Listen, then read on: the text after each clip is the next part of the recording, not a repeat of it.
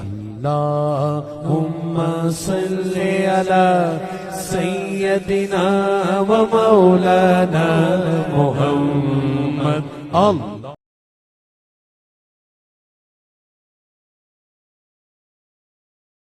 کہ کتاب و سنت سے اگر ہم اپنی روزمرہ زندگی میں اسباق لیں گے. دیکھیں یورپ میں ایک نیا کورس شروع کرایا گیا ہے. بچے ہو جاتے ہیں تنہائی کے عادی، اکیلے رہنے کے شوقین. بیٹا بیٹھ جاؤ. اکیلے رہنے کے شوقین ہو جاتے ہیں. اور آج کل تو خیر تنہائی ہمارے بچوں میں بھی بہت زیادہ ہے، چونکہ جو آدمی موبائل پہ زیادہ وقت گزارتا ہے وہ اکیلے میں بیٹھنا چاہتا ہے. اس نے اپنی مرضی کی چیزیں دیکھنی ہے، خدا نخواستہ کیا کیا دیکھنا ہے. تنہائی پسند ہے ڈھیر سارے لوگ. تو وہاں لوگ ہو گئے تنہائی پسند. اب وہ کیا کرتے ہیں، جب ان کا بچہ یا بچی شادی کے قابل ہوتے ہیں تو وہ لے کے جاتے ہیں کہیں، اسے سیشن کرائے جاتے ہیں 4-5. اسے سمجھانے والا قائل کرتا ہے کہ تم نے زندگی اکیلے گزاری ہے، اب تمہارے ساتھ کسی اور نے بھی ہونا ہے. پہلے اسے قائل کیا جاتا ہے تاکہ کسی کو برداشت کر سکے. اس پر بڑے بڑے دانشور کلام کرتے ہیں، سمجھایا جاتا ہے.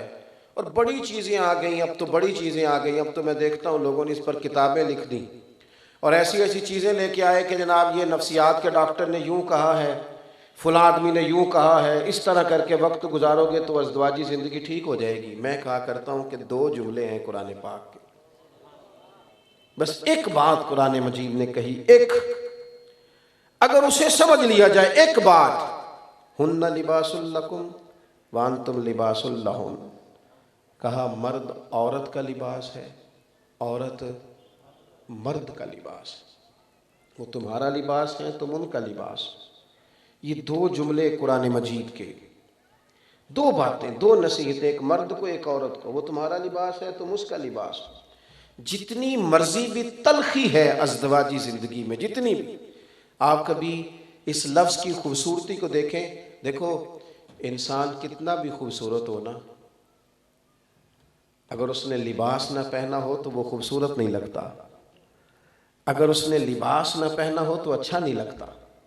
لیکن وہ جب لباس پہن لیتا ہے، یہ جو لوگ امامے کے ٹوپی کے عادی ہو جاتے ہیں نا، انہیں آپ بغیر ٹوپی اور امامے کے دیکھیں تو اچھے لگتے ہی نہیں. لباس خوبصورتی ہے. قرآن مجید نے کہا کہ مرد کی خوبصورتی ہے اس کی عورت کے ساتھ، عورت سجتی ہے اپنے خامد کے ساتھ. دوسری بات، لباس انسان کو گرمی اور سردی سے بچاتا ہے.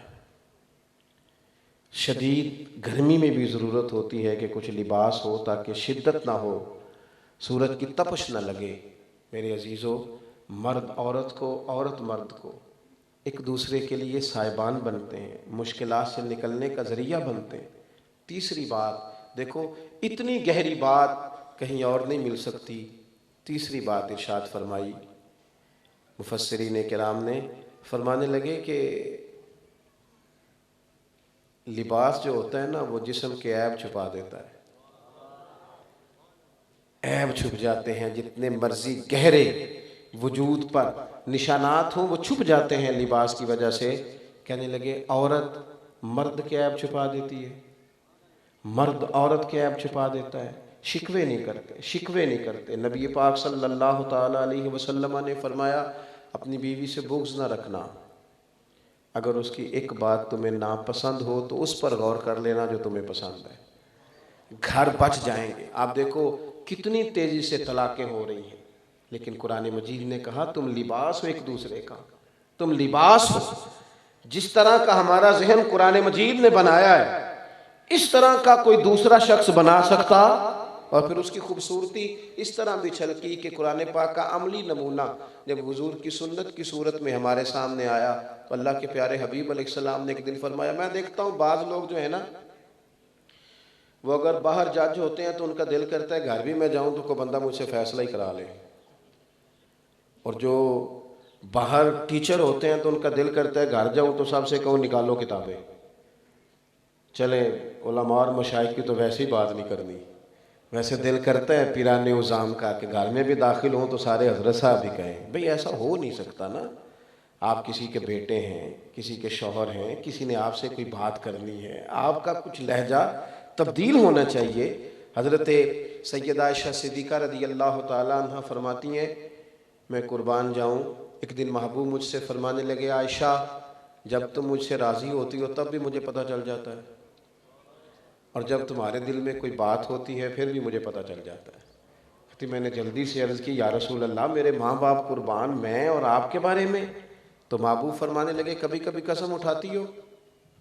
میں نے کہا یا رسول اللہ صلی اللہ تعالیٰ علیہ وسلم اٹھاتی ہوں۔ تو حضور فرمانے لگے جب ہوتی ہو نا راضی تو پھر کہتی ہو مجھے محمد مصطفیٰ کے رب کی قسم، اور جب تمہارے دل میں کوئی بات ہوتی ہے تو پھر کہتی ہو مجھے حضرت ابراہیم علیہ السلام کے رب کی قسم۔ تم پھر قسم جناب ابراہیم علیہ السلام کا رب کہہ کے اٹھاتی ہو، ایسے ہی ہے؟ حضرت عائشہ صدیقہ رو پڑی، عرض کرنے لگی یا رسول اللہ صلی اللہ تعالیٰ علیہ وسلم یہاں تک آپ خیال رکھتے ہیں، یہاں تک آپ احساس فرماتے ہیں، یہاں تک آپ کو خیال ہے؟ عزیز بھائی، یہ جو گھروں کے اندر ہمیں ضرورت ہے اس کی بھی تلقین اگر ہمیں ملے گی تو کتاب و سنت سے ملے گی۔ ہمارے گھر بچیں گے تو کتاب و سنت کی برکت سے بچیں گے۔ پھر حضرت عائشہ صدیقہ نے عرض کی یا رسول اللہ میں نام ہی چھوڑتی ہوں پر میرے دل میں ہر وقت میرے محبوب موجود رہتے ہیں۔ آپ دیکھیں دوسرے مقام پہ قرآن مجید نے ہمیں کہا یا ایھا الذین آمنوا قوا انفسکم واہلیکم نارا، اے ایمان والو خود بھی دوزخ سے بچو، اپنے گھر والوں کو بھی بچاؤ۔